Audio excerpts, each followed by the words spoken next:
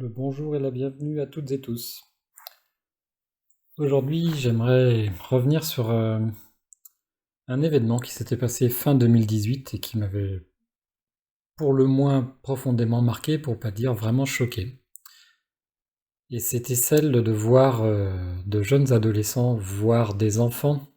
à genoux avec les mains sur la tête entourés de policiers. Alors, je ne sais pas si vous vous souvenez à quelle occasion ceci était arrivé. C'était lors des campagnes début de campagne des Gilets jaunes. Et il y avait des enfants qui avaient commencé eux aussi à participer à une forme de rébellion. Et un jour, dans la ville de Mantes-la-Jolie, si mes souvenirs sont bons, des CRS ont débarqué et ont fait mettre tous les enfants et les adolescents qu'ils avaient trouvés dans l'école et autour de l'école à genoux avec les mains sur la tête. Et il est bien possible que certains de ces enfants qu'on voit sur ces photos et sur ces vidéos aient commis quelques exactions, et peut-être même avec l'inconscience et l'insouciance dont sont capables les enfants et les adolescents, avaient même brûlé des voitures, ce qui est évidemment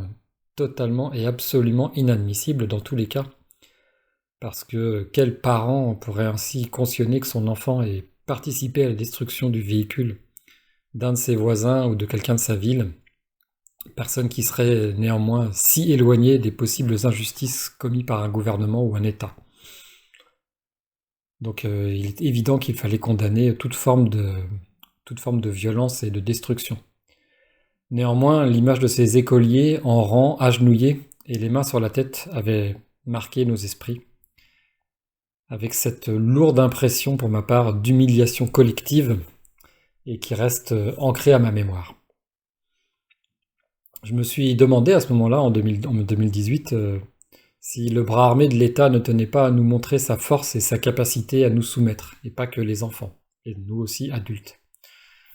Et je m'étais dit à ce moment aussi qu'à cela ne tenait, et que nous aurions pu prendre le relais de ces enfants en montrant combien nous sommes prêts à amorcer un tournant nouveau vers notre propre élévation. On aurait pu, et on pourrait, nous aussi, nous agenouiller devant cet État sourd aux revendications de son peuple. Cet État coupé des préoccupations des gens ordinaires, alors que nous les élisons justement pour s'occuper de nos préoccupations ordinaires et faire, dans la mesure du possible, améliorer le quotidien de chaque citoyen et de chaque citoyenne. On peut dire que certes, eux, les gens de ce gouvernement actuel, de cet État actuel, et beaucoup de leurs prédécesseurs ont déjà tellement humilié nos corps, mais aussi notre capacité de travail et de labeur, qu'on se demande jusqu'où ça peut aller. Il faut bien dire qu'en allant travailler 5 jours par semaine, 8 heures par jour, jusqu'à l'âge de 63 ans, on peut déjà dire d'une certaine façon que par rapport aux êtres de lumière et spirituels que nous sommes, c'est une forme d'humiliation que de traverser toute une vie, toute une incarnation à juste travailler jusqu'à 63 ans. Et le plus souvent dans un travail qui ne nous plaît pas et qui n'a pas forcément une utilité publique ou collective. Donc ces états, ces divers états, pas plus, ou peut-être plus celui d'aujourd'hui, mais en tout cas ces états successifs n'ont pas pris, ou voire jamais pris en compte nos envies de bonheur et nos rêves d'un monde meilleur, et ainsi nous acceptons de mettre nos corps à genoux, et mains sur la tête tels des enfants punis. C'est peut-être ça qu'on pourrait faire nous aussi, comme ces enfants qui ont été mis en rang d'oignons avec les mains sur la tête. Car oui, je crois vraiment que ce système inique, ce système néolibéral totalement injuste, est une très grosse punition pour les êtres spirituels que nous sommes, et ce, il faut le préciser, partout dans le monde, pas seulement en France, pas seulement en Occident, pas seulement dans les pays riches, mais partout dans le monde. Euh, ces systèmes qui sont imposés sont vraiment une punition pour les êtres de lumière que nous sommes. On pourrait donc, en agissant ainsi, c'est-à-dire nous mettre à genoux avec les mains sur la tête, leur montrer que s'ils ont asservi nos corps depuis plusieurs siècles, et surtout depuis l'avènement de l'ère industrielle, eh bien ils ne pourront plus jamais asservir nos esprits. Par ce symbole, nous serions prêts à démontrer que nous avons ravalé nos égos et dépassé le concept même de l'humiliation, que nous prenons conscience du pouvoir lumineux qui est en chacun de nous, celui de la pacification intérieure, celui de notre capacité au partage, à la distribution et redistribution juste et équitable de l'ensemble des richesses que nous offre notre mère la Terre. Parce que si je pouvais être évidemment très compréhensif et même en soutien avec le mouvement des Gilets jaunes, il me semblait qu'il manquait une dimension profonde, encore plus humaine à ce mouvement des Gilets jaunes, parce que ce qui était revendiqué, c'était de continuer à essayer de vivre comme on a vécu depuis les 30 Glorieuses, à savoir que cette capacité que nous avons, nous, pays riches, à vivre dans l'opulence dans laquelle nous vivons, c'est parce que c'est construit sur la pauvreté, la misère et l'esclavagisme de 7 autres milliards d'humains. Et il aurait été bien que ce mouvement ne soit pas juste la défense d'un pouvoir d'achat de Français et de pays riches, mais ce que je viens juste de dire, la capacité que nous aurions à rétablir de façon équitable l'ensemble des richesses que nous offre notre mère la Terre. Parce qu'elle, elle offre l'ensemble de ses richesses à tout le monde sans aucune distinction. Chaque matin, le soleil se lève et il est gratuit pour tout le monde, il se donne à chacun d'entre nous. Chaque jour, les ruisseaux, les fleuves coulent et donnent la possibilité à chaque être humain de boire. Chaque jour, des arbres fruitiers donnent des fruits sans distinction à l'ensemble des êtres humains, et ainsi de suite. Et je pense que, en tant qu'être humain, nous ne sommes qu'un des maillons de la chaîne de la nature et de notre mère la Terre, et par conséquent, nous devons, nous aussi, réapprendre à intégrer les lois de la Terre, qui sont des lois de gratuité. Donc, pour revenir à notre sujet de départ, pour essayer de montrer notre capacité d'être spirituel, et par ce symbole, de mettre les mains sur la tête et de s'agenouiller, nous pourrions démontrer aussi notre compassion pour les plus de 6 à 7 milliards de nos confrères humains qui, depuis l'avènement des multinationales, travaillent tels des esclaves pour nourrir nos faux désirs insatiables d'occidentaux. On pourrait le faire aussi et surtout pour ne pas nous laisser encore plus fourvoyer par cette croyance du pouvoir absolu de l'argent et des possessions matérielles dans lequel nous autres occidentaux nous sommes littéralement noyés. Nous nous rappellerions de la sorte que l'Occident détient plus de 90% des richesses mondiales et que ces mêmes 90% des richesses mondiales, ici, dans les pays riches, sont accaparées par seulement 10% des plus riches.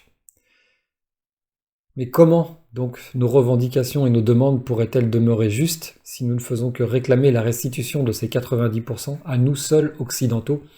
en fermant les yeux sur ce qui se passe dans le reste du monde? Nous devrions alors, dans ce cas, fermer les yeux sur la misère insoutenable de l'ensemble des êtres humains restant sur la planète. Alors ne ferions-nous pas exactement la même chose que cette poignée de milliardaires que nous dénonçons avec fermeté, à savoir tirer la couverture à nous? Certes, ils tirent 90% de la couverture à eux, mais nous nous nourrissons de ces 90% aussi, souvent au mépris ou à l'envie de ne pas savoir que les autres n'ont rien du tout. C'est quand même, pour nous autres, être spirituel, une grande difficulté que de vivre comme ça, et je crois qu'aucun bonheur durable ne peut être construit en sachant directement ou indirectement, quand on ferme les yeux ou qu'on reste dans l'inconscience, sur le malheur et la misère de tout autre être humain. Ce qu'on pourrait donc faire, en se mettant encore une fois à genoux et mains sur la tête, ça serait montrer que pour la première fois dans l'histoire de l'humanité, on pourrait ainsi demander que l'ensemble des terriens, je dis bien l'ensemble, puisse subvenir à leurs besoins essentiels et impératifs de façon juste et équitable. Ce serait une première dans notre courte histoire terrienne que de voir cela et de faire cela. La grande question qui demeure, c'est est-ce que nous sommes tous prêts, nous, dans ces pays dits riches, à faire encore plus sacrifice d'une partie de notre confort matériel? Je sais que plus ça avance avec ce qui nous arrive depuis 2020 et là depuis ce début d'année 2021, plus nos libertés sont restreintes, plus il y a des gens qui restent sur le carreau, comme on dit, et qui perdent leur emploi, qui n'ont plus d'argent, qui vivent de plus en plus dans la difficulté. Et certes, demander à ces gens de lâcher encore quelque chose, ça me paraît très difficile et ça me paraît même illégitime. Mais beaucoup d'entre nous possèdent encore, fort heureusement, une maison, mangent tous les jours à leur faim, boivent tous les jours à leur soif et dorment au sec et au chaud. C'est pas du tout le cas de l'ensemble des terriens sur la planète et je pense que c'est ça qui se joue, c'est-à-dire qu'avant toute autre chose, il est de notre devoir de faire en sorte que les richesses mondiales soient réparties de façon plus équitable afin que chacun puisse au moins posséder trois de ces caractéristiques. La première, boire et manger tous les jours à sa faim et à sa soif. La deuxième, avoir un toit sur la tête et pouvoir dormir à l'abri des intempéries et des fluctuances météorologiques des plus froides aux plus chaudes. Et en dernier lieu, se vêtir correctement. Voilà. Lorsque nous aurons atteint déjà ce socle, parce que c'est juste un socle, mais c'est le socle de notre humanité, de pouvoir boire, manger, dormir à l'abri et être vêtu correctement, alors nous pourrons peut-être songer à nous enrichir plus, alors, mais peut-être que quand l'ensemble de l'humanité sera capable de partager équitablement ce que la Terre nous donne gratuitement afin que ces conditions-là soient réunies, nous comprendrions peut-être qu'il n'y a pas besoin d'aller plus loin et d'avoir beaucoup plus que ça. Donc, une fois encore, la grande question qui est la nôtre actuellement, c'est: sommes-nous prêts à faire sacrifice d'une partie de notre confort matériel et d'enclencher, plutôt que la révolution, une rêve-olution, telle que Gandhi a pu le faire par exemple par la non-violence et la désobéissance civile en Inde? C'est ça qui se joue, et je pense que ce symbole de se mettre à genoux et humilier devant, par exemple, les symboles de la République, jusqu'à temps que nous soyons entendus, eh bien c'est justement transcender la notion d'humiliation et montrer que nous n'irons pas plus loin, qu'il faut fixer une limite à ce néolibéralisme qui mange l'être humain chaque jour pour construire des nouvelles richesses qui ne sont donc, comme on vient de le dire, absolument pas réparties équitablement, bien loin de là. Pour ça, il faut qu'on arrête de jalouser les gens très riches et qu'on sorte de ce concept de la richesse matérielle, que l'on retourne beaucoup plus puissamment à ce que nous sommes, c'est-à-dire à s'occuper de notre être-té, de l'être plutôt que de l'avoir. Voilà. Je terminerai cette petite audio-vidéo sur une phrase de Gandhi, donc, qui dit: la civilisation ne consiste pas à multiplier les besoins, mais à les réduire volontairement, délibérément. Cela seul amène le vrai bonheur. Je crois qu'il a entièrement raison et qu'en effet, tant que le socle dont on parlait tout à l'heure ne sera pas établi de cette répartition des richesses mondiales, alors aucun bonheur durable ne peut exister puisqu'il est construit sur la misère des autres. Je vous remercie pour votre temps et comme à mon habitude, je vous souhaite le meilleur en tout temps et en tout lieu et vous dis donc à très bientôt pour une prochaine audio-vidéo. Merci beaucoup, au revoir.